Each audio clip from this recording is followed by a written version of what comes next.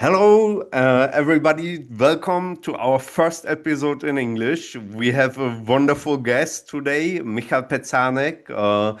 I met Michal Pecanek back in 2015, something around that, I would guess. I'm not 100% sure.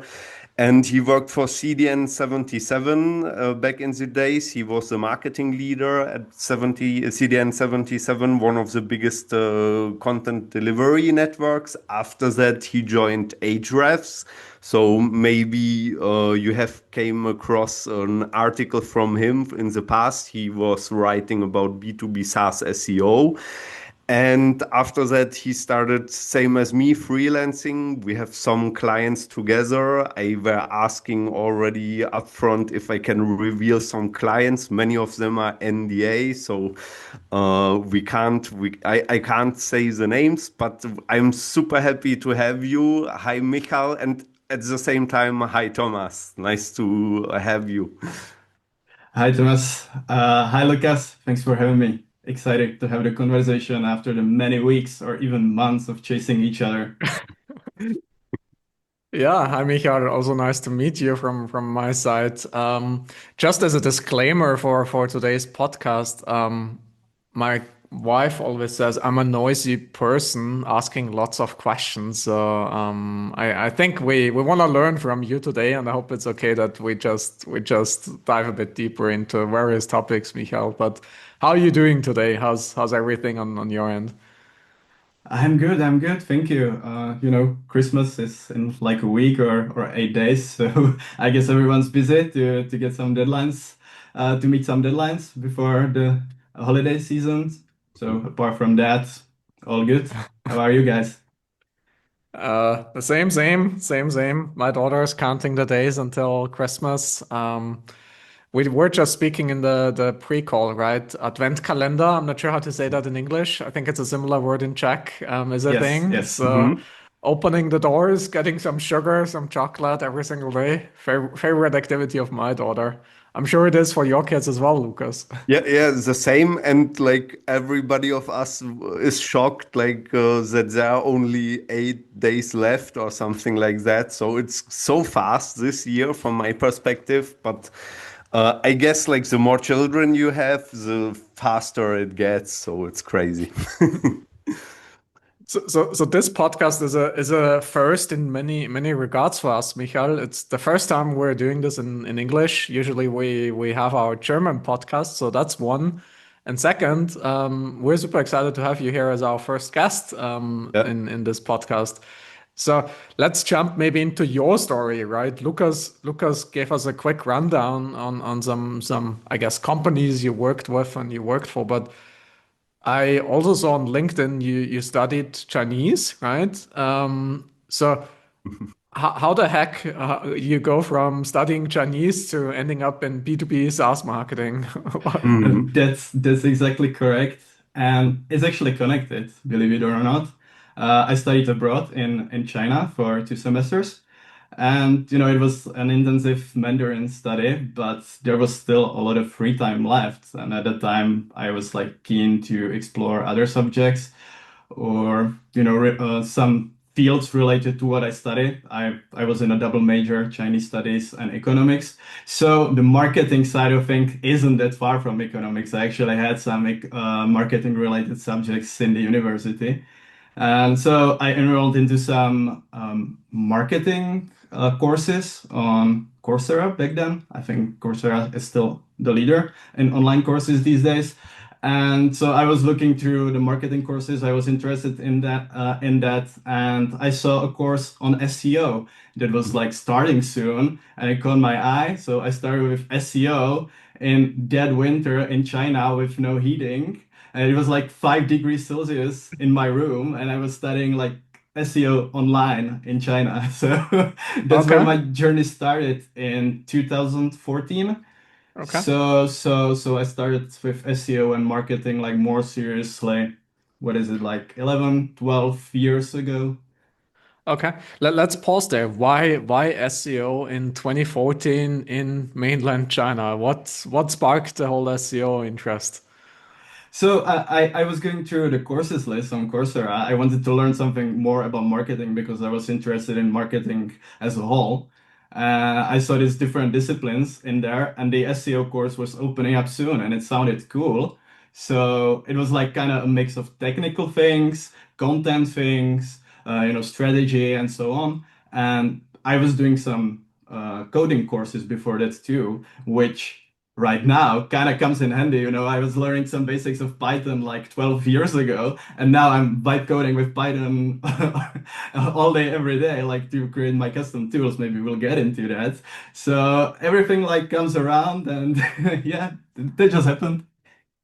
Out of interest, was it SEO for Google back in the days, or because you were in China? I have no idea about Chinese user behavior, but I'm sure there's Baidu, if I'm recalling it correctly. Did you get into the whole topic SEO for Chinese companies as well? And maybe you can give us a glimpse what's going on there. Great question. So the course was like about SEO in general. So I learned the SEO basics on what works for optimizing, for Google and searchers on Google. But I wrote my bachelor's degree about SEO in China. So I also dug deep into the search engines in China. And as you said, Baidu is the main search engine, but there are many more, like probably 3 to 4 other search engines that have some serious market share. Okay, and how do they work? Like I'm a snob. I have literally zero knowledge on Baidu. Like, are there different SEO tactics needed when you compare Baidu with Google? So I've been out of the game for many years. I actually did some hands-on work like for optimizing on Chinese content and ranking in China because at some of the companies I worked for earlier, we did some marketing in China or for Chinese speakers abroad. So it came in handy. And at that time, there were actually quite a few differences between Google and Baidu and all the other search engines. In general, if I had to sum it up, like they were so much easier to game than Google. They weren't that sophisticated. So you can imagine that like the tactics that didn't work for Google for maybe 10 years back then, which meant that the tactics from like 2005, 2006, like the really easy black hat SEO, it did work in China mostly. And like from the technical point of things, if I remember correctly, they didn't really render JavaScript or anything like that back then. They probably do now, but I've been out of the game for a few years, so I don't know what's the current status of it. Okay, nice. So what happened afterwards? Take us on the journey. So I joined Ahrefs. I thought that I would do some marketing to China or to Chinese users as well. But since I joined a Singaporean company with Singaporeans in it who are native Chinese speakers, like then I obviously didn't have the advantage, as a foreigner speaking Chinese as a second language with some limited experience. So I didn't get to that agenda in Ahrefs, which I didn't really mind. I did a lot of other super interesting stuff as a content manager and content creator in there. I did mainly the marketing and the content creation for the blog, but I also did some ads and some ad hoc stuff. So yeah, that's it. What are the most important lessons you have learned at Ahrefs? Good question. Gotta think about it for a while. One of the first thing that comes into my mind because I saw a post from an Ahrefs employee today about this topic is a Wikipedia page or like the Wikipedia ecosystem, which maybe you didn't expect as a lesson, but it's still a big takeaway that I created a huge case study about. So it was about creating a Wikipedia page for Ahrefs, which I owned and I created case study around it. Basically, in short, I attempted to create a Wikipedia page for Ahrefs. Uh, I really paid attention to all the guidelines, everything to disclose the conflict of interest and make everything play everything by the book. And we should have had the Ahrefs Wikipedia page, and it got approved with all the sources, notability, and everything. But after, I don't know, 3, 4 weeks or something like that, it got flagged down and under like the review and discussion, and the moderators ultimately decided to remove Ahrefs from Wikipedia because they said that it's like another SEO tool spamming Wikipedia. They really hate SEOs and marketers in there. So even though like I disclosed the conflict of interest, everything was by the book, the sources were really notable, and everything what was written in that we should have gotten the page, kept it maintained, but it got removed. I wrote a case study about it. It was very popular back then. And I think it still holds true, like anything that's in there until this day. And it was like a big lesson that I'm bringing to all the other clients that I have these days because everyone asks about like having a Wikipedia page, especially like it revived again, like after the introduction of AI and the evolution of what's happening with the SERPs and, AI assistants taking the data and citations from Wikipedia or Wikidata. So everyone's like, "Oh, we talk internally about creating a Wikipedia page. Can you help us with that?" And I'm like, "Yeah, I can help you." The answer is no, because like, none of my clients, even if I have like some of like notable brands or category leaders, they are far, far behind what Ahrefs had like as sources and media mentions and the PR stuff around the brand. So maybe you can game it.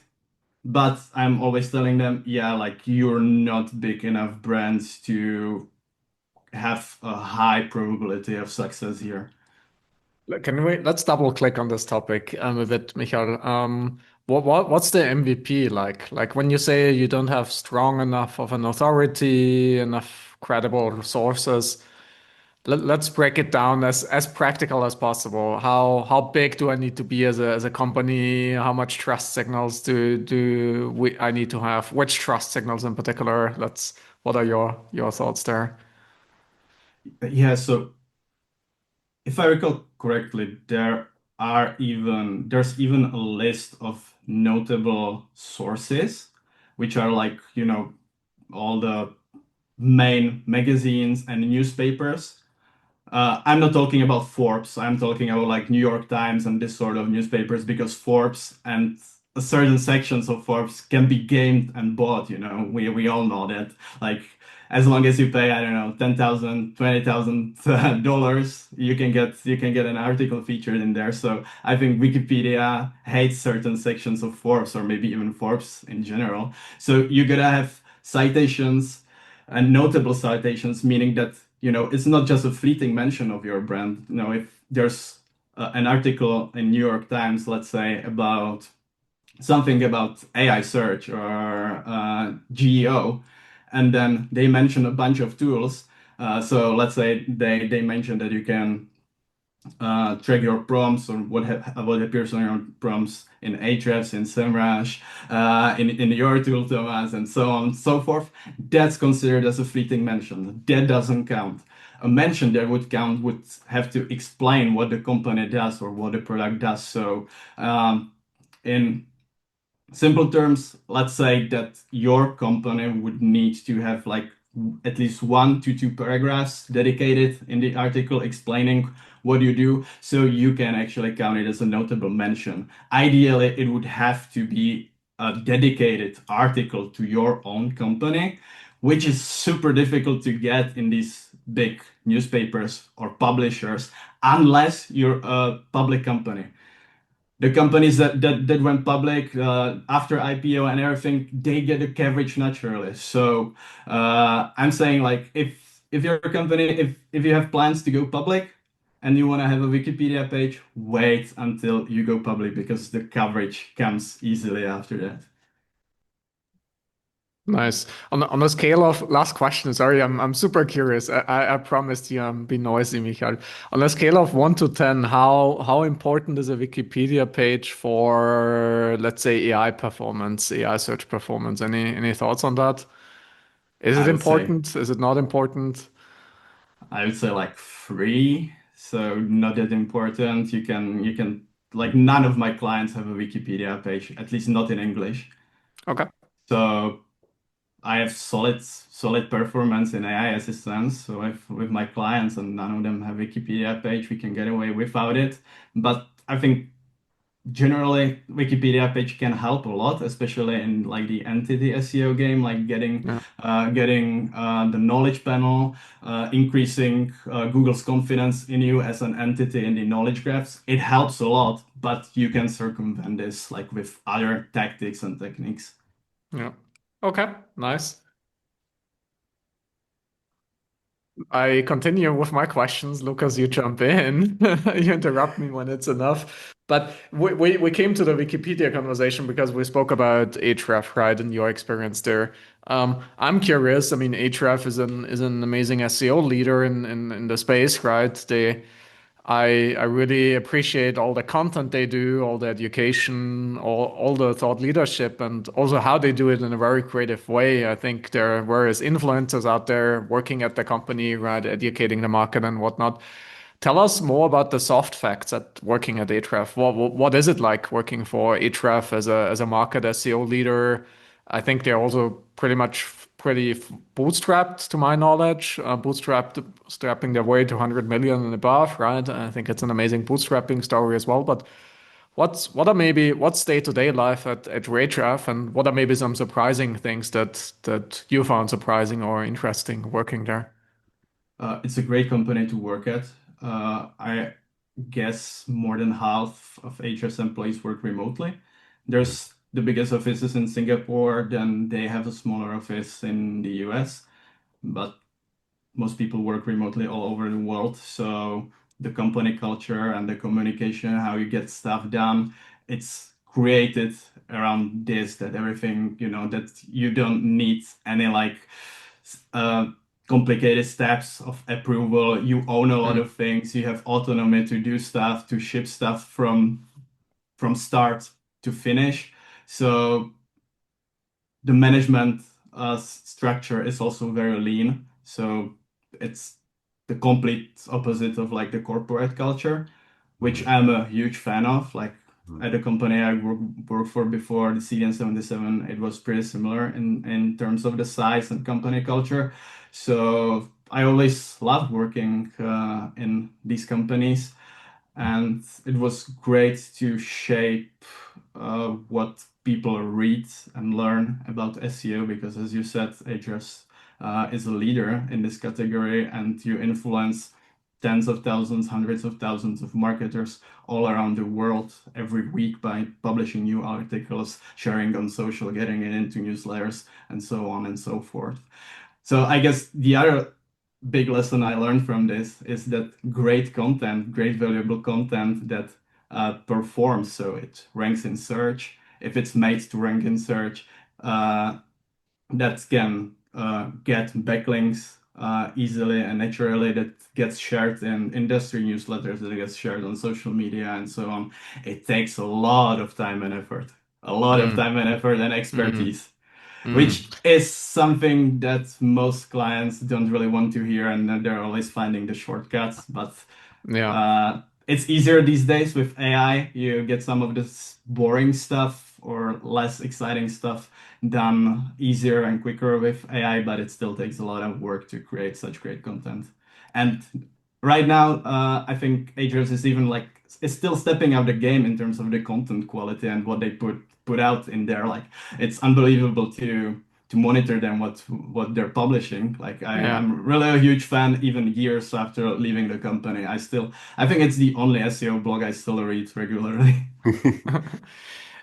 Tell us, I mean, if you can, right, and or if you want, tell us a bit about the behind the scenes of what you just said. Meaning, as you said, right, it always looks easier and faster than it really is, and content quality. I mean, I'm in full on your camp, right? We need to invest in content, we need to create great content, but that's always easier said than done.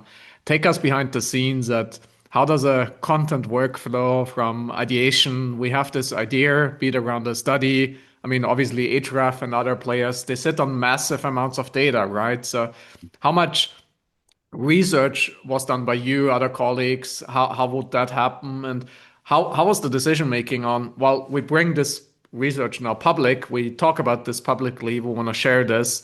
I mean, you kind of mentioned that it's a really nice culture. It's not a lot of hierarchies, if I understood you correctly, etc. But still, there must be some sort of approval processes in making sure that the right content, the qualitative content goes live. So take us a bit behind the scenes and tell us a bit more if that's possible. Yeah, for sure. So just a side note, there's a great Ahrefs podcast where they have a few episodes about this in detail, how they work with it these days. So if anyone's interested, find the episodes on the Cool. Ahrefs podcast. Shameless plug.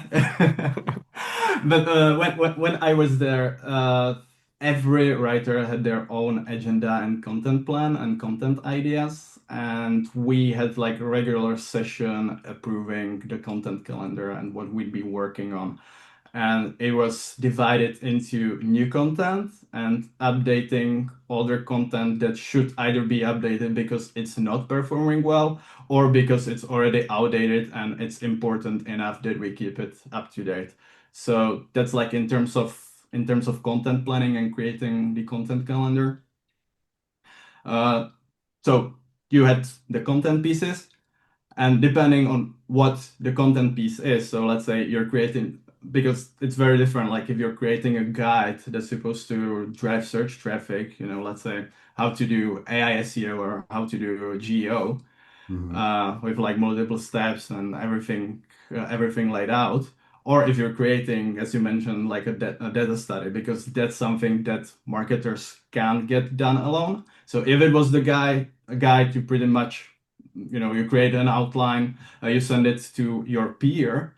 We always had these peers in Ahrefs. I think they still have it these days, that you are checking outlines and drafts of a few other writers, and they are checking yours and providing the feedback. So there's this like feedback loop that you write an outline to put together the rough idea of the content.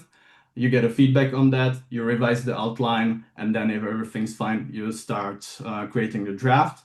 And then the same happens with the draft. After you're done with the draft, you get the feedback, you revise the draft, and once both parties are satisfied with it, it goes to the editor, create visuals and everything, and it gets published.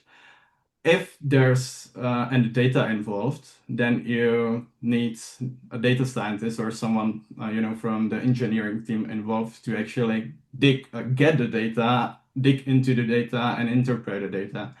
So in the outline stage was a bit different. It wasn't like you create a standard outline. You basically create a hypothesis about what you're trying to achieve, what you're trying to find out with the data, and you get a feedback either from your peer or from the data scientist to validate your thoughts. If that's something worth doing, maybe we should if we should look at it in another way, what the possible outcome could look like, and so on. So that you do this hypothesis instead of the outline. You'd get the data, you'd talk with the data scientist about analyzing the data, interpreting the data. You'd get the data, and then you'd write the article based on the findings that you get from the data. And when you were preparing the content plan, did you have like a framework where you were orientated yourself, like if you are also covering top of funnel, mid of funnel, end of funnel, or didn't care about that perspective? Like, was it something that it was really splitted, that, or maybe like the person was splitted for any funnel perspective? Only curious about that. We didn't really work with the funnel terminology. We work with something that's called the business potential. That's a term that Ahrefs actually coined, and basically it's an alternative to segmenting content She's into into different her. stages of the funnel. So let's say business potential 0 means that there's no way to naturally talk about Ahrefs and its product and solutions in the article about when you write an article about certain topic and there's no way to pitch the product naturally. Then one would be like minimal featuring, minimal pitch, and three would be basically there's no way you can solve this problem without buying an Azure subscription, you know? So in terms of like the content planning, it was always a combination of the business potential and the performance potential, because like you gotta make a balance between like business potential free and something that can get like 100 visits a month, and business potential one and something that can get 10,000 visits a month, right? What's more valuable? Like you gotta decide based on the topic itself, how difficult it might be to rank for it, and so on. We didn't actually we didn't consider the keyword difficulty that much, because Ahrefs is a giant. It's pretty easy for them to rank for anything, but for smaller brands, you also gotta take the keyword difficulty into account. So if I understand you correctly, Michal, you looked at business potential in the sense of, can we naturally talk about the product? Can we insert the product into the conversation in order to drive product signups, adoption, etc.? And you said the second factor was performance potential, that rather refers to traffic or eyeballs, impression counts, and those type of KPIs. Did I understand that correctly? Yes, exactly. So if it was a topic that wasn't meant to rank in search, or if it was just an afterthought, maybe you couldn't map, maybe we thought like this is an interesting topic we should cover, an interesting pain point we hear about in the community, but you can't really find a suitable keyword in the database or anything. So it's considered something as content not made for search traffic, but it can drive search traffic because it can be such a long tail that you don't have it in any keyword database. Like you can see it with a lot of like this AI stuff these days, or geo stuff. When you write about it, then keyword tools in general tell you like this keyword has like 0 to 10 searches a month, and then you publish it because it's like super important for your product and for your audience, and then you're getting thousands of visits a month because like those keyword tools aren't up to date with the demand. Like it's probably better these days. I don't know, I haven't checked this issue with the keyword tools, but I've seen this happening. Okay. Personal question, do you care about search volume data these days when you do research, or when you, be it from a Google perspective or AI search perspective? Yes, I still take that into account, but it plays a smaller role than it used to. I'm also taking into account the market research data, or what the company knows about their target audience, about their ICP, about their customers, what they're talking about, what the sales reps are talking about, what the customer service is talking about, what are like common pain points. So you put all of this together, you have more variables on the input. So let's say you now, in order to create a content calendar, you gotta take this into account, and the search potential into account, then the potential of like the distribution, how likely are people who are gonna read this or come across this to share it elsewhere, then how hard it will be to distribute or to achieve this. And do we actually have someone who can write about this well? Do we have the experts to cover this topic? Because some of the beginner topics, anyone can cover it. Some of the more expert topics, you might not have the actual writing resources for that. So there are a lot of variables involved in creating content calendars these days. So if we jump already to today, right? As we just started speaking about the content calendars and whatnot. I mean, right now you're a freelancer, right? You work with various B2B SaaS clients, and since I think our listeners are pretty much in the B2B SaaS space as well, I'm always curious to hear today like how things are going for your clients and your projects. So maybe take us on the as a starting question, take us on the journey. How would you described earlier the editorial process, the content process at Ahrefs, but I'm thinking myself in the shoes of a marketer, marketing leader in 2026. how would you set up a content plan, a content marketing plan for 2026? You just started speaking about some research, data gathering questions, but one, I'm interested in what's the process like that you go through as a consultant, and B, what are things you might would do differently today with the help of AI, well, et cetera, compared to a couple of years ago when AI wasn't really a thing. So take us on the journey on how you work today from a content marketing perspective.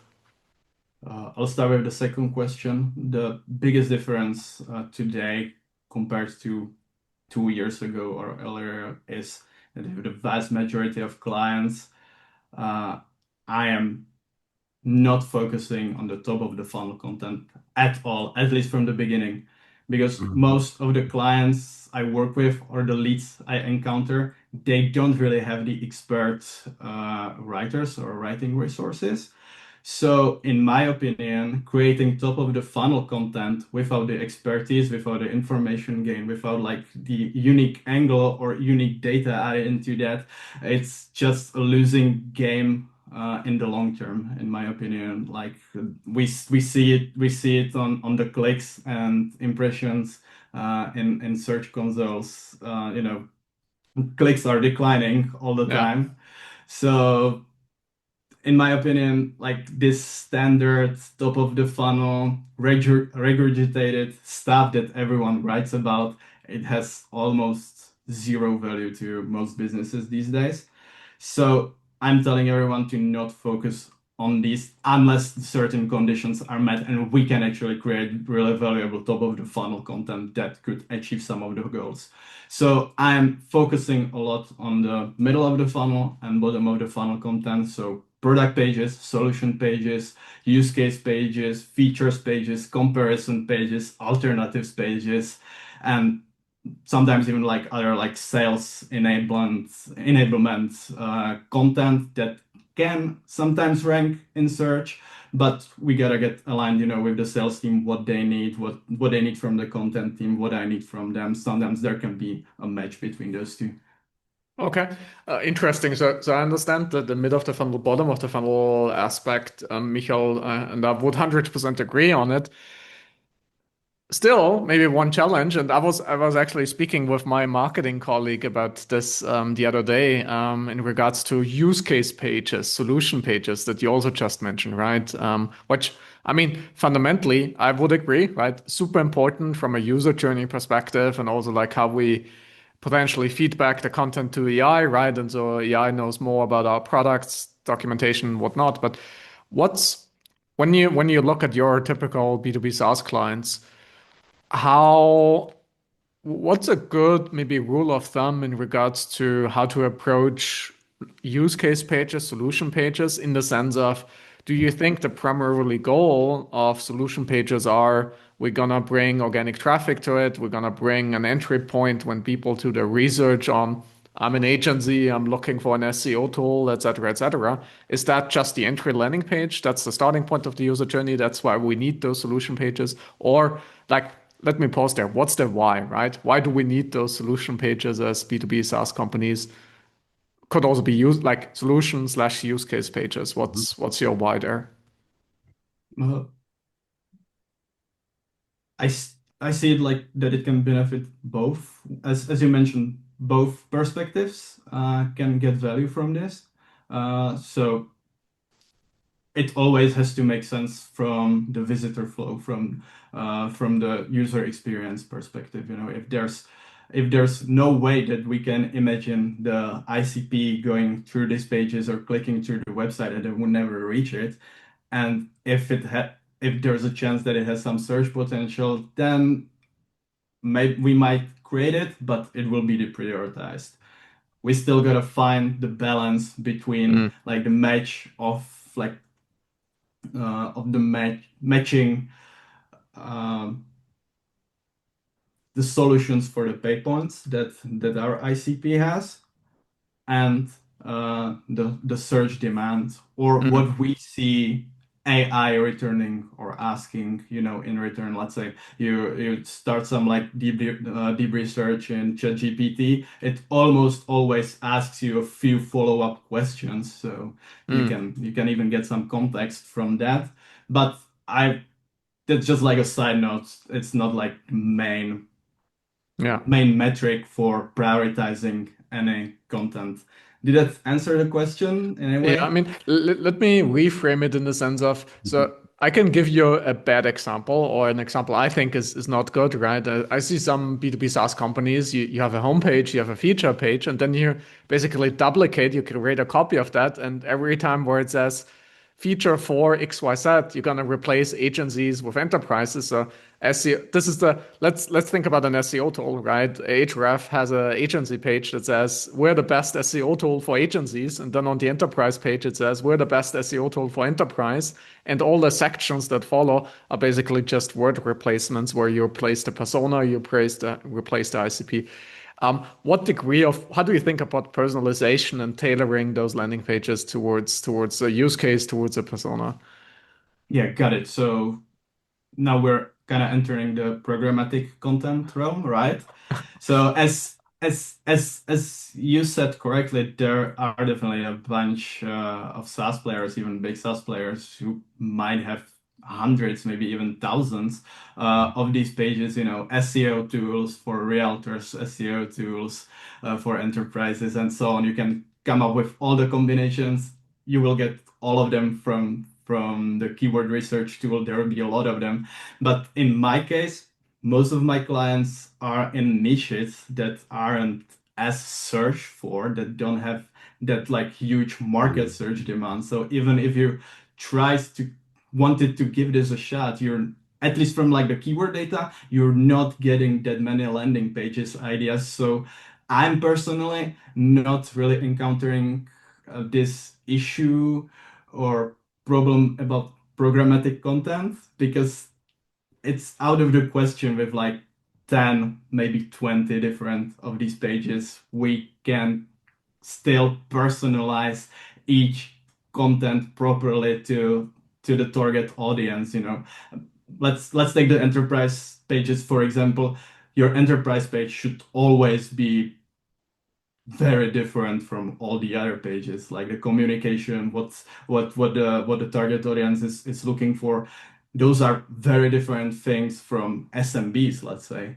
So I'm always trying to take the more personalized approach, but there are niches and companies where you might find hundreds or thousands of these Yeah. landing pages ideas, and it might make sense to cover them. It might not. It really differs case by case and what you can change from page to page. So as you said, I recall that Ahrefs has these landing pages. I don't know how it performs or if they still have it on the website.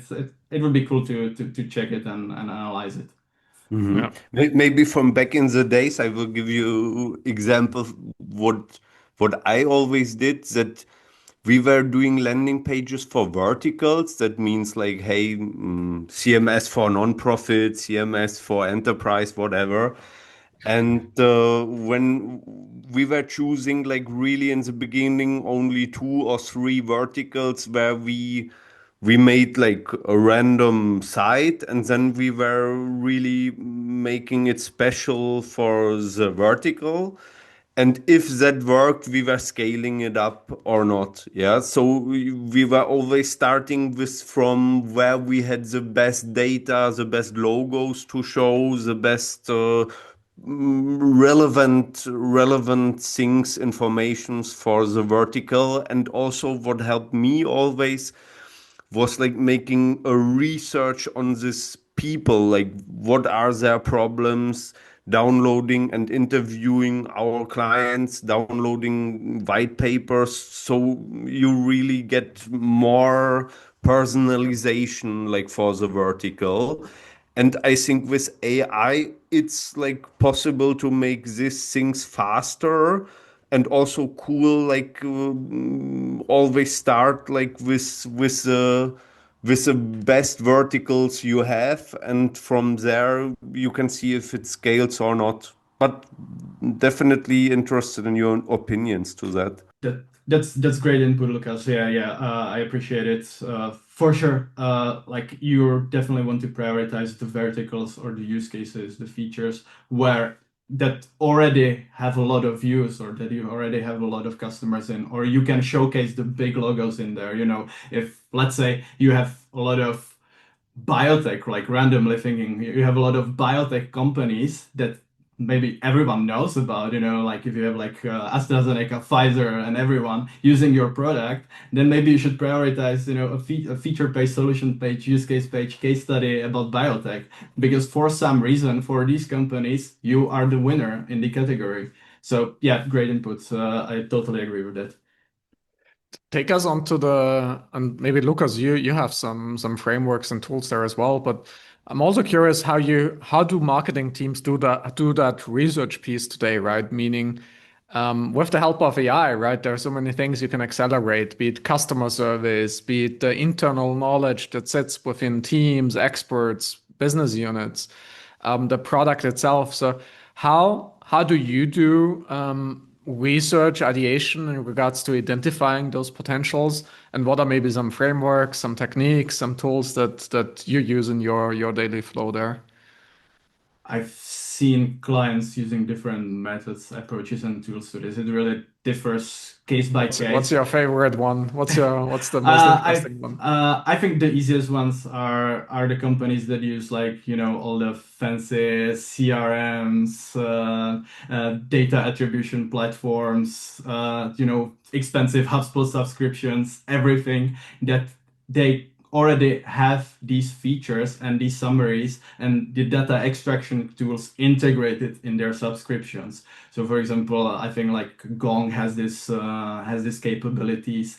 If the company, is an SMB, or if they don't have such big budgets, or if these tools aren't for them yet, then it gets a bit more complicated. You gotta take the data from, let's say, your from Fathom or from your calling software to a database, then you gotta join in with other data, and then you gotta query it to get the insights. That's always something that I don't do myself. I request that.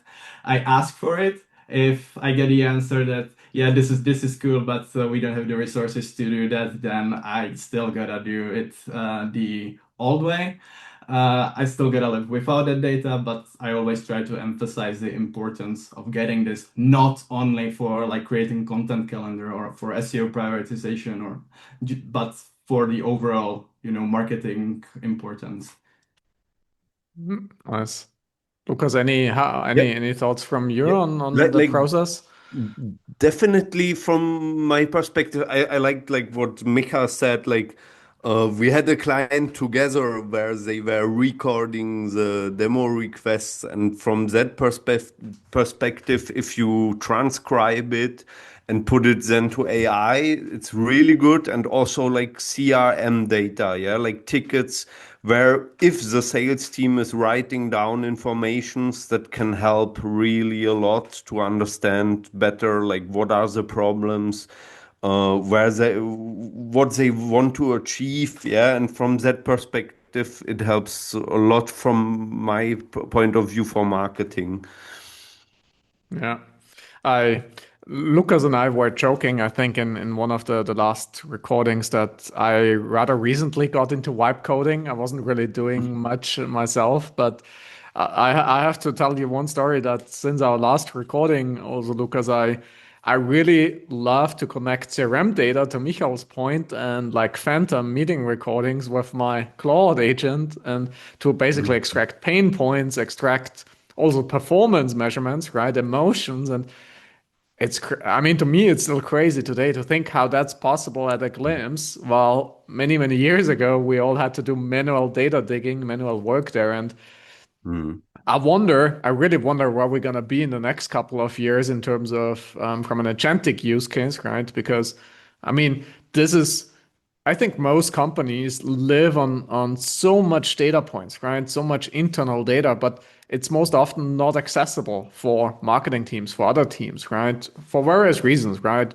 compliance, siloed thinking, siloed systems, whatever, right? But the agentic use case is so huge there, right? So I wonder, this is maybe also a more philosophical question for you, Michal. I wonder, will we in the future as marketers anyhow only be creating programmatic landing pages where we're gonna extract all the informations from the different data sources, we pull in the landing pages, maybe we tailor it to give them the emotions we know on the personas, on the users, the state they're in. We're gonna personalize it to a one-on-one level. So what's your philosophical answer to that? Like, will we be even creating content in the near future ourselves, or will this all be automated anyhow?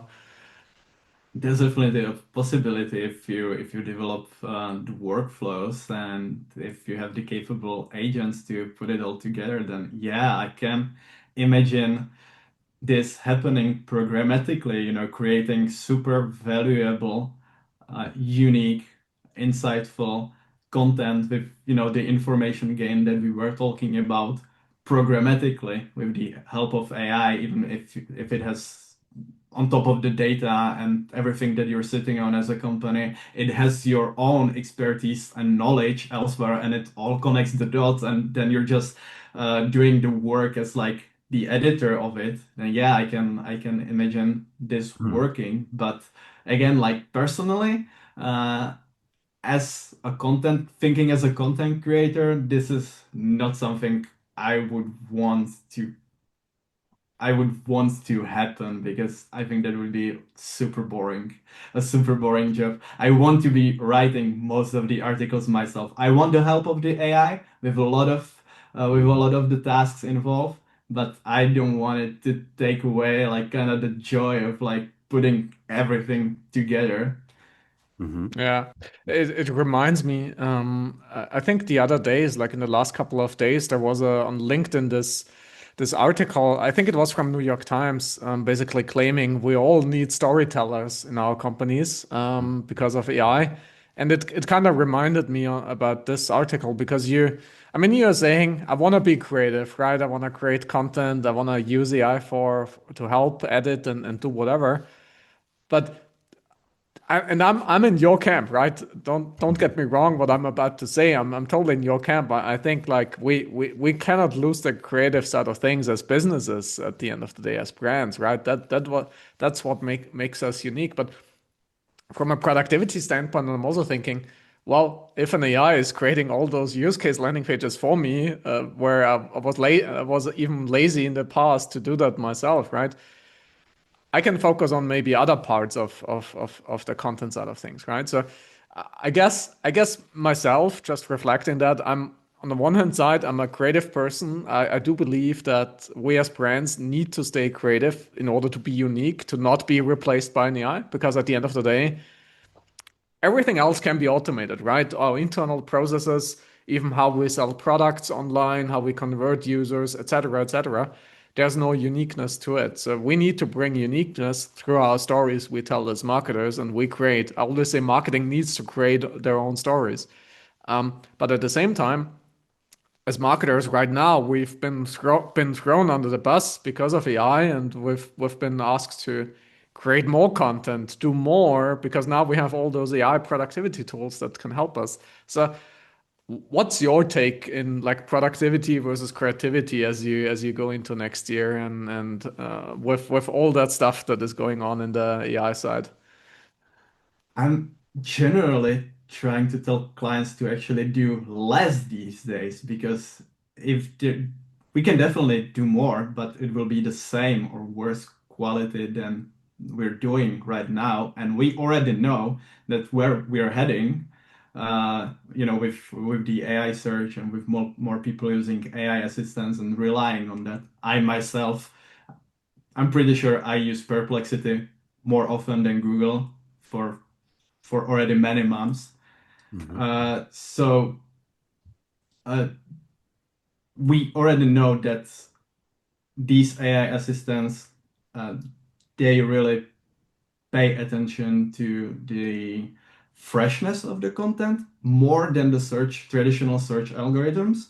So even from like the content management point of view, it's more difficult than ever to have most of your important content really up to date. So the more content you publish, the more burden you're gonna have in the future. So like at least from this point of view, it's better to produce less in higher quality. So it's actually more scalable to keep it everything up to date and to make sure that the vast majority of your content on the website actually has purpose and can achieve those goals. If the AI assistant algorithms, if it's gonna uh, be the same. We don't know that, but I guess the freshness factor, it makes sense that they pay a lot of attention to it and they'll keep paying attention a lot of it. Uh, if it stays like that, then this is really important in my opinion. So yeah, getting back like to what you said about like the creativity and productivity, uh, I can see like in storytelling, I can see that you can really put together a great valuable piece of content if you were just the editor of the AI output, but in order to have a great output from it, you'd likely have to have two, three, four, five alternatives of it, and you'd be like tying together all the different pieces of the puzzle in there. You know, take the heading from there, take the paragraph from the version 3, take the other paragraph from version 1. Because the way I'm seeing it now, and the way I use AI, it actually boosts my productivity because like I'm stuck on, let's say, a title tag. So I have like two variations of a title tag that I came with on my own. I think they're kind of good, but I need more ideas. So I throw it into AI assistants to return 5 or 10 more ideas. And out of those 10, I like 2 of those more than my first two. So if I do it even with just like one paragraph or a section of an article, it's the same story. So I think actually putting together a great piece of content like that in the end would probably require as much, if not more effort than if you were to write it yourself, you know? Yeah, it just gets better, right? I think what you're describing is I truly believe in that, right? It's give an expert a tool, right? And it 10x's the output, right? Be it in terms of productivity or in quality. And I think that's how I think about AI, right? When it comes to the content side of things, it helps me be better at my job, at my expertise, and lets me create better output. But if we so very tactical speaking, I'm always curious in the tool stack. What are custom GPTs? Do you have custom GPTs in your content marketing process? What can you share there? You mentioned Perplexity. You use Perplexity a lot. Um, what are maybe custom apps, custom system prompts, custom GPTs you use and maybe you find super valuable? I find myself using less and less custom GPTs these days. I used to use quite a few of them in the past, but I've moved those workflows elsewhere. So either in projects in ChatGPT, Claude, Perplexity, I or Gemini. I use all of these tools for different use cases or just based on my mood, you know.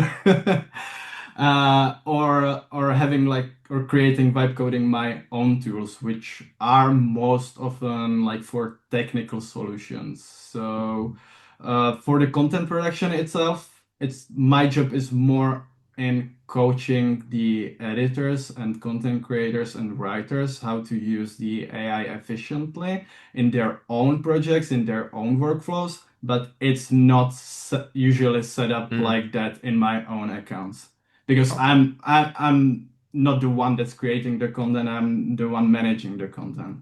Yeah.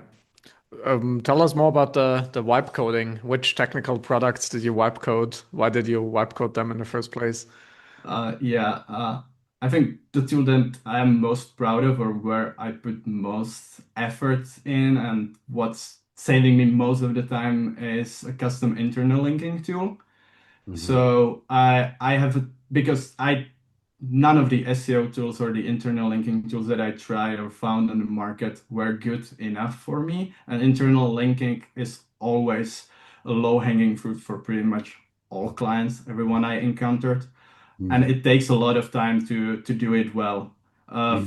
from the perspective of both like researching and finding the linking opportunities and then implementing, adding those internal links, So I thought, why don't I create my own tool? And then I fell into this huge rabbit hole. I spent tens of hours on the tool already, but I am already quite satisfied with the output, and I've had feedback from, writers and people adding the links and anyone like reviewing it that it does like that it's working with like 95% like precision.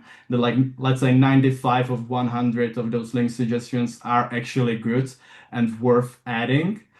And it's important to say that many of those link pairs and opportunities it finds are actually opportunities that I would not find even myself, that I wouldn't think about, finding it on this keyword or on this query or on this page or matching these two pages, but the tool does it. So yeah, I'm really proud of this one. And honestly, if I wanted, I could probably make a SaaS out of it. So so if I find myself too ambitious, I might launch something in 2026.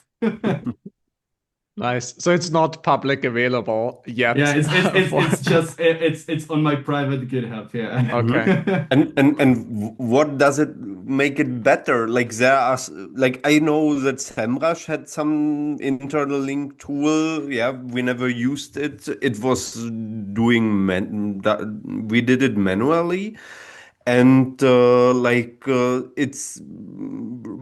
it's automatically searching the right places which should match, and trying to understand the context, or like how does it work only for my imagine? Yeah, so it works with the whole website content, or more specifically, it works with two datasets, a dataset of pages that are suitable for adding any links. So for example, you usually wouldn't be adding links to blog posts on your product pages, right? That's usually a no-go. So I first select a dataset of pages where it's suitable to add links. That can be either filtered to specific criteria, or you just take all of those pages, and then you create a data set of pages that would actually benefit from the links. So those are also not all the pages, So for example, if you have hundreds of integration pages or partner pages in terms of like B2B SaaS, that's often the case. I would usually disregard those pages as link targets. That's just like that's just a fluff in there, So we have those two data sets, and then the scripts that I vibe coded, they're matching it based on a ton of different criteria. I can't even remember it all. So that there's like the semantic similarity. It's taking into account all the metadata, the content itself. It's crunching it, through the encoders, cross encoders, everything. It's creating the matches, creating the similarity scores, the cross encoder scores. Then it has some criteria that it sorts, that it filters on top of that, and then it looks for the good placement in the specific anchors of the source pages to match with the target pages. So I know that this sounds like too complicated. It is actually quite complicated. I can't remember everything that's involved, but the beauty of the vibe coding is that you just tell Claude Code like to put all the documentation together, all the changes that you've done, what you want to improve, make it suggest what to improve based on the output, and then you're refining the tool as you go with like more use cases, case by case. Super, super. And I have like one more general question. Yeah, like if how do you see it as a freelancer? Like when new clients come to you, is it more that they request like AI optimization or like SEO? Like what's from your perspective like the most requested now? Only to understand like how this shifts today. I don't think I've ever had a lead tell me that they need help specifically with AI SEO or Okay. GEO. It's always like SEO in general, but they're all interested in the AI aspects of it. So yeah, uh, over the past 2 years, I've been I either proactively communicated with the clients or waited for them to ask about it. Like what are we doing about GEO? Like how can we get traffic from that? Are we even getting traffic from them? How are we visible? How is it relevant? How big of an opportunity it is? So you gotta go through this with every lead and with every client. But I would say it's these days it's something that everyone is pro already has some knowledge about. So right Mhm. now it's not such a hot topic as it was a year ago, let's say. And Mhm. what are businesses or SaaS companies doing in from your perspective in regards to both improving their SEO and AI search visibility? So any tactics or maybe learnings from the last year you can share with us? In terms of geo, Like in terms of improving their visibility on AI, but also on SEO, like in 2025. What's working, what's not working for your clients? yeah, so I've seen that you can still game this quite easily. It's like the doing SEO in 2010, even before I was doing SEO, like from what I read, SEO Mm. like 20 years ago was much more easier than it is these days. So it's still quite susceptible for, the kind of hacking tactics. Ahrefs actually published a nice case study about it. I think it was this week that Mateusz, one of their content creators, and my former colleague, he actually came up with a fake brand and a fake product, completely like non-existent. He created a website about it. He created some third-party mentions about it, and then he was like trying to see what AI says about the product and about the brand and how easily and quickly he can game it. So the conclusion basically was that it's quite easy, to game the systems to tell you something about a product that doesn't even exist in a way that you want, which is kind of important from the perspective of even playing defensively sometimes, as a brand, as a company, because this also means that if you have kind of an evil competitor, they can game this against you, they can create pages on websites that the AI can take the data from about your company, about your product, that's not saying great things, and the AI might source it from that, if it's especially if it also ranks in the search. So you gotta think about it also from like the defensive perspective. We're now living in an interesting era, especially if you have some evil competitors. We've seen one brand like really suffering from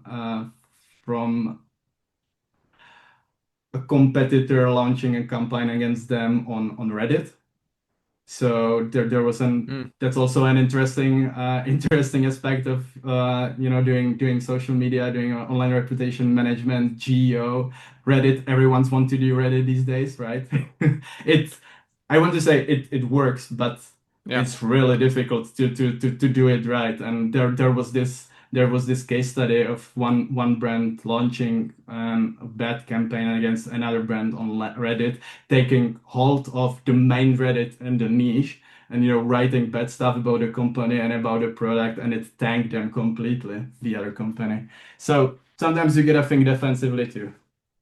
I mean, interesting example, and it reminds me of another case where I saw a B2B SaaS company getting like a negative sentiment on ChatGPT because of negative customer reviews, right? Or maybe some negative customer reviews which suddenly surfaced on ChatGPT and weren't really a big deal on Google because I mean, who ends up on those subreddits or on those review pages in the first place?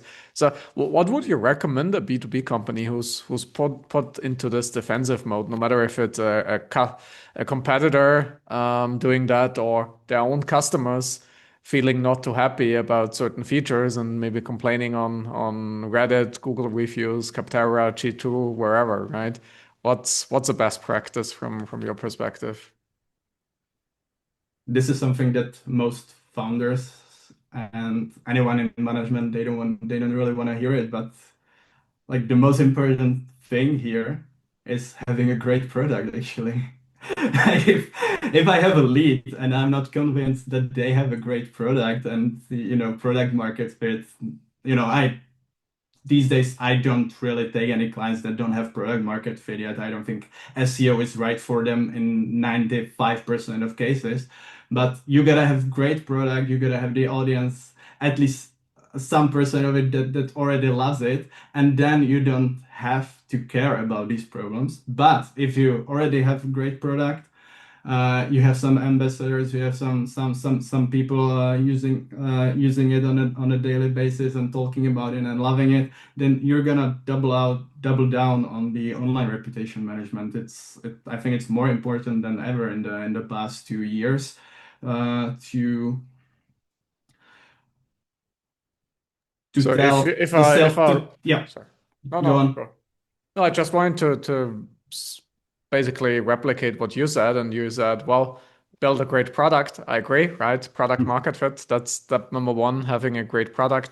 And even if you have a great product and you enter some negative sentiment, or you have, I mean, even the biggest companies sometimes have get feedback, get reviews that aren't too positive. Double down on community management, get more positive reviews. That's your answer, if I understood you correctly, in regards to. Yeah. Honestly, there's not much else that you can do about it. If you believe that those reviews are not genuine, that then you can ask the platforms to take them down. You can flag them and take them down. But Yeah. fortunately, I've never came across this that we would suspect there's an evil campaign going against us. But it might be a case in certain very competitive niches. Okay. How do you do speaking about SEO, AI search, you obviously mentioned there are a couple of SEO fundamentals. As maybe let's say I'm a potential client of yours, I have a great product, I have a sustainable business model, I have enough resources to grow the marketing team in 2026. I'm fully focused on, for example, growing my inbound channel, as a B2B SaaS. What are the key plays at hand? What would you recommend such a business to focus on in 2026? Be it channel perspective, tactics, messaging. What comes to your mind? Most of the time when I start working with a new client, I find certain low-hanging fruits in the technical side of things that are quite easy to fix. So one thing that is quite surprising to me, for some reason, a lot of SaaS businesses don't really like to use the very common CMSs. So they use all sorts of like different kind of weird CMSs, headless, like a mix of all, and sometimes it's like really messy. And I think I've already had 4 or 5 clients who, for example, had top level navigation, which wasn't crawlable, which means that all the links that are in your top level navigation, the most important pages on your website, they're not accessible, they're not seen by the crawler, so they're not passing the link equity. I've already encountered this on 4 or 5 client websites, and it always surprises me how it can happen. But it's like, at least like from my sample size, it's quite common. So this is one of like the quick wins, technical wins. Then from the content side, from the content perspective, it always lies in the content updates, in making sure that your most important content is up to date. It's optimized. It's really targeting the right keyword, the right topic, the right audience. And if we're missing that also happens. That's something that you can quickly discover based on the keyword research data or on the market research data. Then you prioritize the creation of it. Like, I don't think I've in the past year or two, I don't think I've ever had a client we where I was involved in writing any blog posts in the like first 2 or 3 months. It's always about the products, features, solutions, alternatives pages, comparison pages. That's always the priority. So once you get those done right, then you can focus on the more top of the funnel. How do you think investing in brand marketing versus direct response performance? What's the role of brand, investing in brand, and what does that mean for you in the first place? Yeah, so s- I'm I'm sometimes the one that's breaking the news to the clients in regards to their brand performance because some of the clients are not really like monitoring it. And because I am seeing the data firsthand in Search Console, when I'm doing some reporting on analysis, you always gotta segment the traffic on branded and non-branded. Uh, if it's just looking at the Search Console data, or you're looking at Ahrefs or SEMrush, or you're looking at Google Analytics or Dream Data or all of these tools, you always gotta segment it in some way to make a sense of it. So I always have a good perception of what the brand performance is. And when I see that it's not moving anywhere or it's even dropping, I bring it up with the client and ask them like, hey, like what's going on? Like what could cause this? Like how are your other marketing channels working? Are we decreasing our spend or what's going on? Like I think I brought it up with one of my mutual clients with Lucas. He replied to the thread that their brand impressions are like 40% down year over year. So that's kind of alarming. And yeah, like my approach to this or how I view things, I think it's super important. I'm not one of those people who are like, okay, put everything into performance, like do everything outbound, put everything into Google Ads, do just the bottom of the funnel SEO, do just these ads. I think there should always be the balance, the standard stuff that Field and Binet are talking about, Sharp, Ritson, these sort of like leaders in this category. Nice. And how I'm inclined to ask Michal, if you see it 40% dropping from a brand, like brand traffic, brand impressions are dropping 40%. What's like in case the CEO, the team, the brand, the company is interested, how do we react to that? How would you react being a marketing leader in a B2B SaaS company where brand is dropping massively and you want to counter attack this? How would you approach this?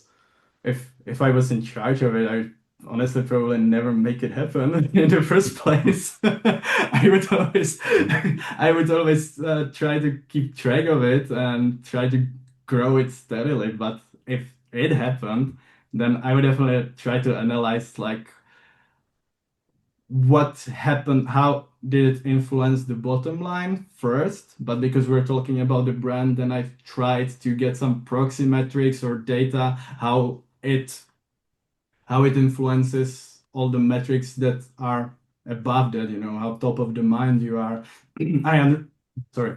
I understand that a lot of this data isn't easy to get, but with the help of AI and like the synthetic researches and all the tools emerging, even getting this data is not that expensive these days. So Mhm. I try to set up some sort of like balance in terms of like the marketing budget, what makes sense in this vertical, in this category, like if it's like 50-50, 60-40, 70-30 in one way or another, and try to keep it in that in those borders. Mhm. Mhm. Because I'm always convinced that investing into brand pays off in the long term.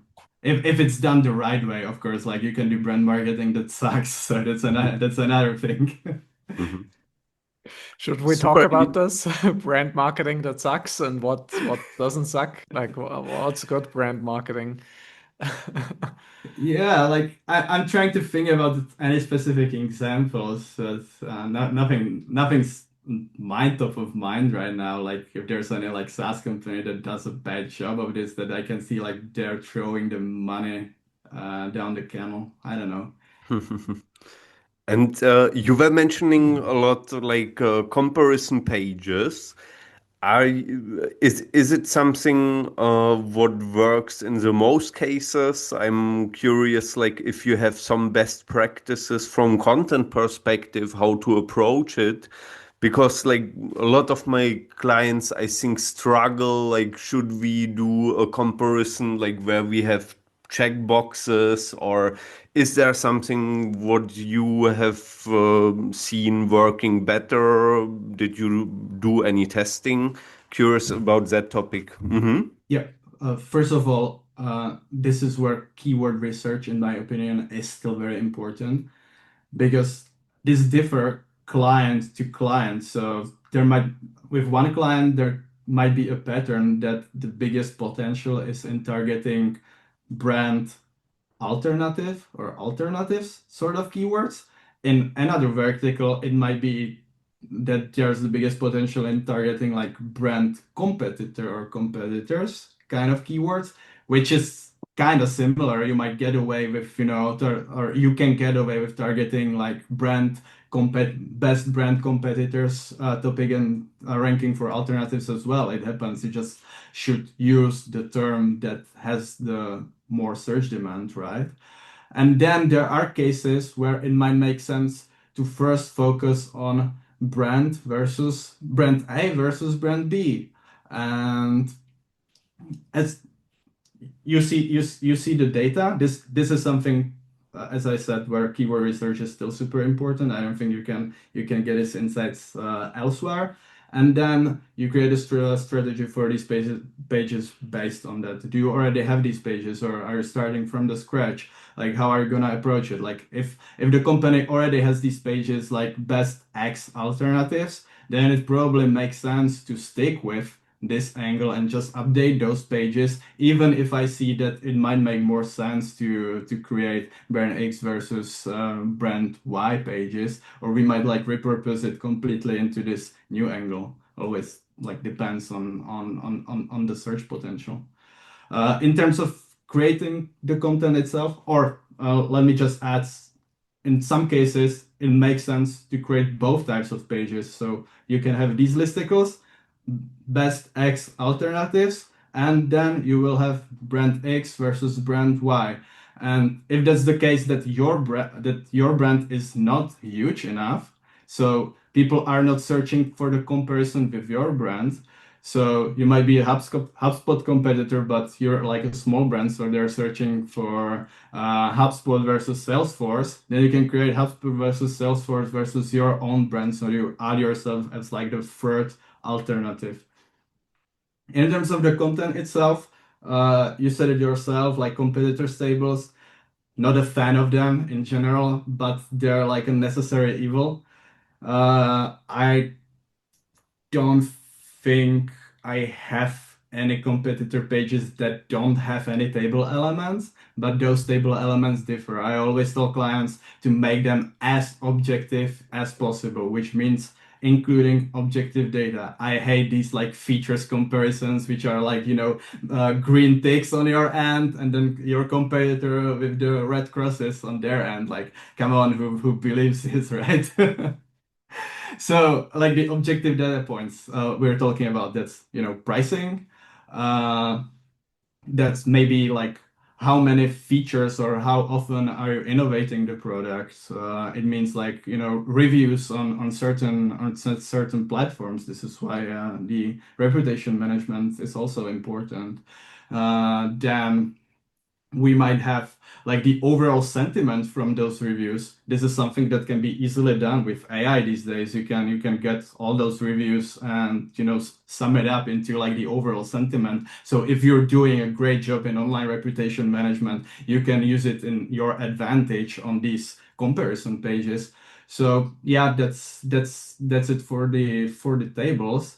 And for the content itself, it always depends on the target audience. It differs. It differs case by case. If your audience is more enterprise, let's say, then you're gonna pay more focus onto, compliance, security, user management, and these sort of things. If it's more like SMBs, you're gonna more focus on like different features and use cases, for example. I know, Lucas, I know we spoke a lot about SEO and marketing. And also looking at time, should we maybe move on to one last chapter real quick before we conclude today's podcast? And I want to touch a bit on the marketing management side of things, people topic, like people management and whatnot. And if it's okay for me to ask, Michal, I saw on LinkedIn, right? You led a marketing team in previous roles, right? Then you moved on to Ahrefs, I think not in a team lead role. And Lucas and I always also like to discuss like marketing career, right? And we have historically we have this picture where as a marketer you're a specialist, you become even better at the specialist, and then you become a marketing leader, you build out the marketing function more as a generalist. I think you did the opposite, right? You led a marketing team and then you became a specialist, if I can put it this way. What personal question, and if you don't mind me asking, what made why did you do that in the first place, and how do you think about a marketing career in 2026? Meaning when I would ask you in this year, next year, I'm starting out in marketing as a young student. What skills do I need to learn? What areas should I evolve myself in to have a good time in marketing? So I guess two questions, one a more personal one, and then what would you recommend others starting out in a marketing career? I'll start with the personal one. Yeah, good point. Uh, it's important to say that I was leading a marketing team back then, but it was a really small marketing team. So it was always just me and two or three other marketers, and some designers involved. So it weren't that many people. So it was not like I went completely from just managing people and doing, the management stuff into just doing the execution stuff. I was also doing a ton of hands-on stuff even back then. So in terms of like my day-to-day agenda or what changed, it wasn't such a huge change. Also because in my Ahrefs role, I think in my first year or two, it was basically me being an IC and an individual contributor. You said it right, a specialist, in a very creative role. That's what I liked, what I wanted to try out. I really enjoyed uh, contributing to the Ahrefs blog and doing all sorts of the other stuff that we discussed. But then I also had a team of guest writers under me in Ahrefs. So at the time, it was like 8 guest writers. So I guess you can call it that I was also a manager at Ahrefs. Like I was there for almost 4 years. So 2 years as purely as an IC, 2 years also with this involved. And then I moved into the freelance role, and that's a mix of both. I always like doing a mix of both. Uh, but there are certain aspects that suck in both, hands-on execution and in managing people. So uh, in my experience and what I like, I always like to have a mix of both. So with my clients right now, I'm executing a lot of the content stuff, a lot of the SEO stuff, and I'm working with a team that I'm guiding and coaching. That's like the best mix. But I've been thinking about this lately. I think I want to move into the creator role more again. Like I'm really missing it. With some of the clients, I end up actually creating quite a bit of the content, or like giving it the right direction. So like the creativity aspects isn't out of my role, but it's not like I am seeing like the content put out with my name on it and like owning, having the feeling that I've done this great piece of content that performs and that gets the results. That's something I'm missing. So I'm thinking that I'll be dedicating a bit of my time back to the content creation. So if with some of my clients in the marketing niche, I might be back to the creator role, or with some new clients. And for the more career oriented or career tips question, I think being comfortable with the mess that we are in right now is like super important. That you need to learn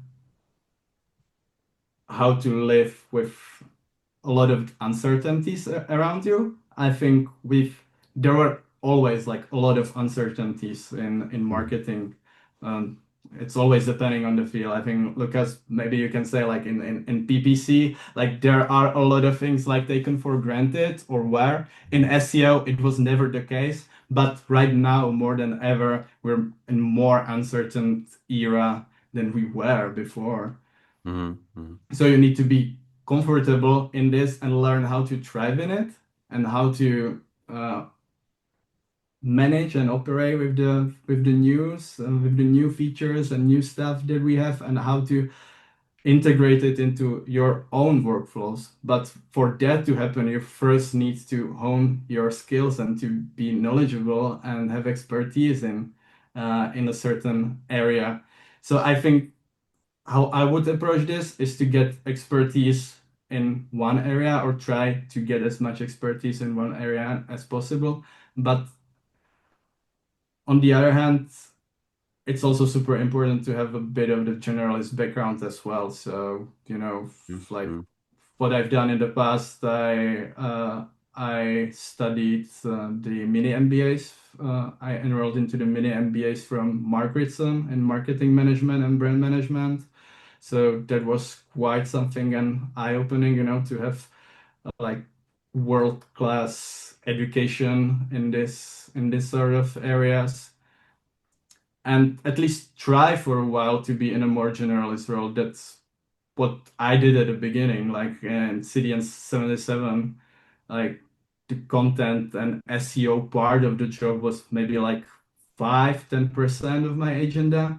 The other stuff were other channels, generalist stuff, the management stuff. So I think you should try both and then see what sticks, what you like the most, and double down on that. I don't think, honestly, that's not any that's something that I would recommend even like 5 years ago, I guess. But right now we're just like in a more uncertain and like faster times than ever. If one last question from me on the skill set. If I had to choose, right, a marketing career, let's say, and I wanna evolve myself in a certain area, would you rather, maybe personally, and also when you talk to others, would you rather say marketing needs to get more creative? We need to double down on let's be creative, let's be good at content, that side of things, or do marketing people need to be better at the technical side of things? We need to be better. We need to maybe be programmers. We need to learn how to wipe code. We need to get better at data science, et cetera, et cetera. Which route would you rather take? Yes, so I can only pick one, right? That's tricky. You can only pick one, yes. I'd say the technical side of things, actually, if I had to pick one, because most of the time, from my experience, like the technical side of things can often hold you back from like shipping something or getting something done. And when you can kind of do it yourself, like 90 or 99% of it, then it removes the barriers, or it's even like can increase your productivity in many ways, or your team. Like, for example, like vibe coding tools or internal SEO tools aside, I'm not managing huge content teams, so this is not my case. But I have a friend who is an SEO manager, and he's managing a huge content team, and he's actually vibe coded like tens of different bookmarklets into the browsers of their content team. just by monitoring and watching what they do on like a regular basis and what can be automated. So he's already saved like hundreds, maybe thousands of hours of their like content team when you put it together, like they're like 10, 20, 30 people. And they're now just using bookmarklets to complete like the boring stuff. So that's like super important. Mm. Yeah, if I had to choose, like it would be the technical side of things because it removes a lot of barriers and the creativity can be supplemented by the AI. Nice. What would you pick, Lucas? I have a question which is Okay. really important for me, which sticked with my head like in the last minutes.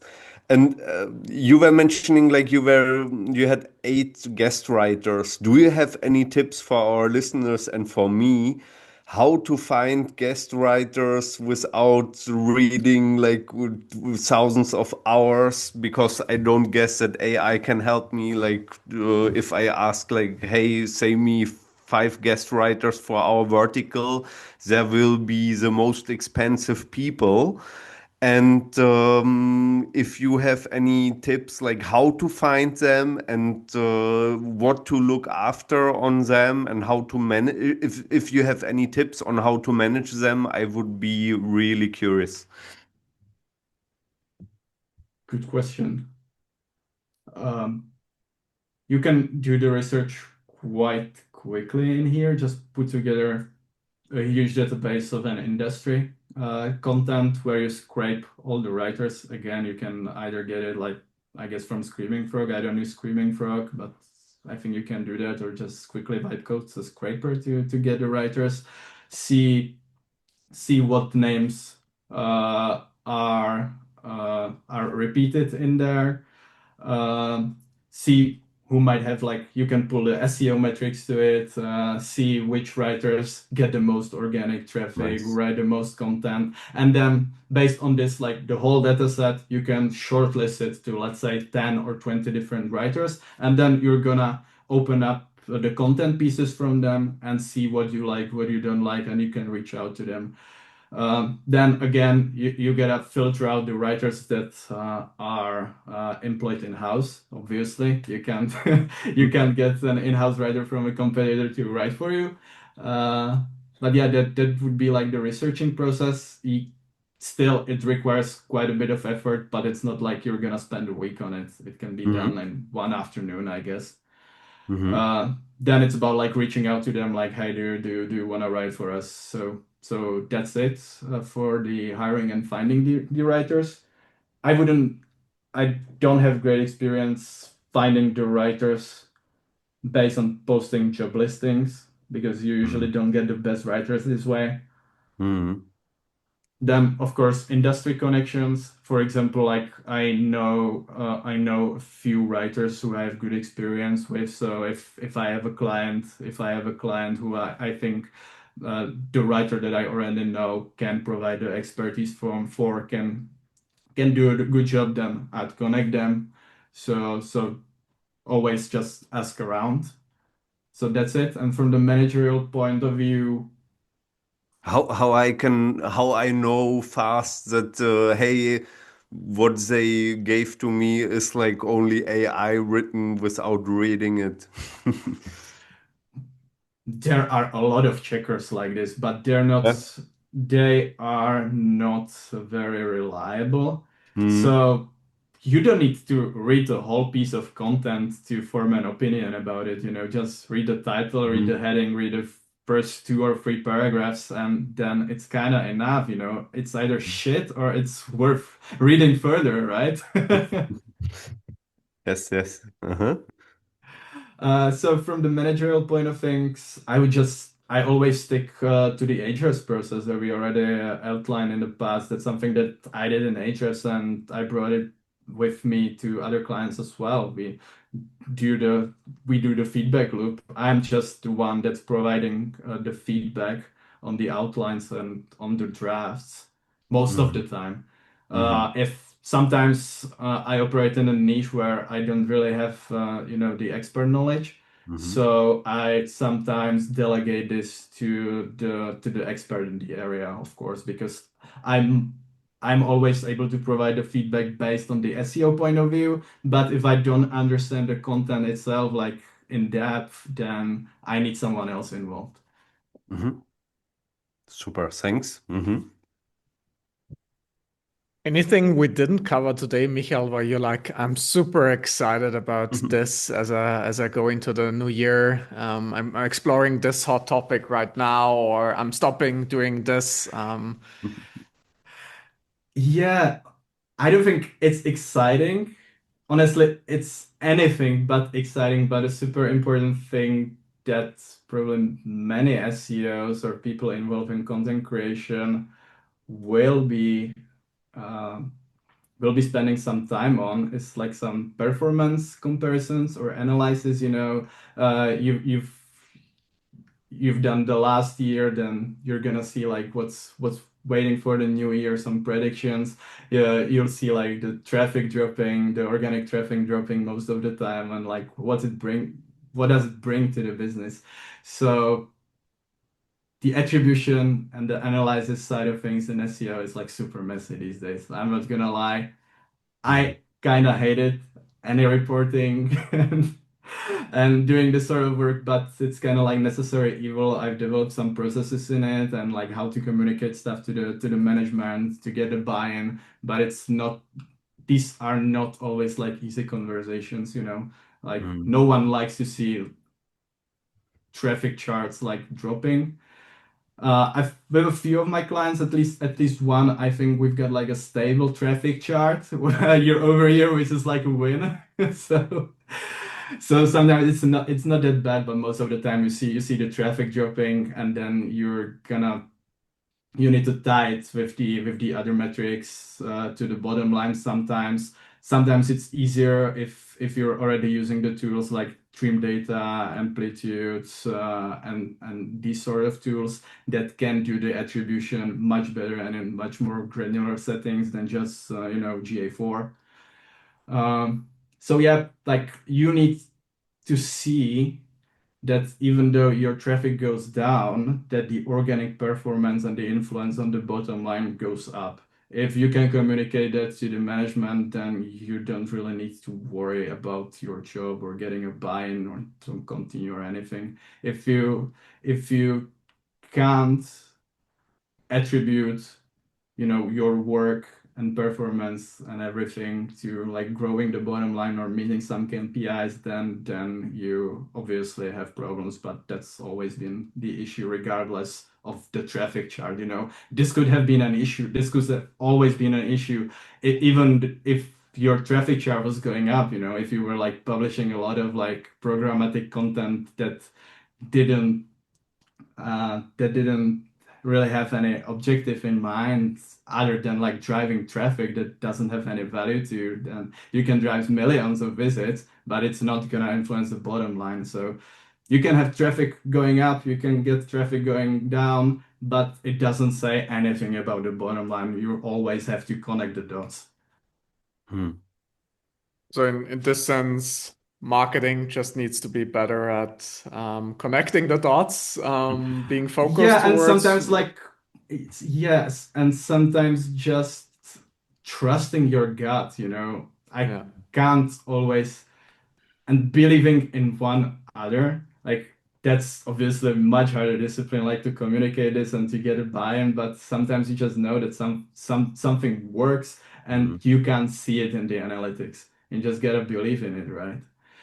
So yeah. Yeah. I love that statement. It sounds like a closing statement even because I feel in times where it's gonna be messy, the user journey is gonna be more messy, attribution is harder. We need to rely on our instincts, and the better we are in our jobs, and the better we know a certain industry is based, the better we can rely on our instincts. That's kind of my interpretation. What you just said, Michal. Love it, love it. Agree. Amazing. I think with that, I mean, it was a pleasure hosting you today, Michal. Where do Thank people you, find Michal. you?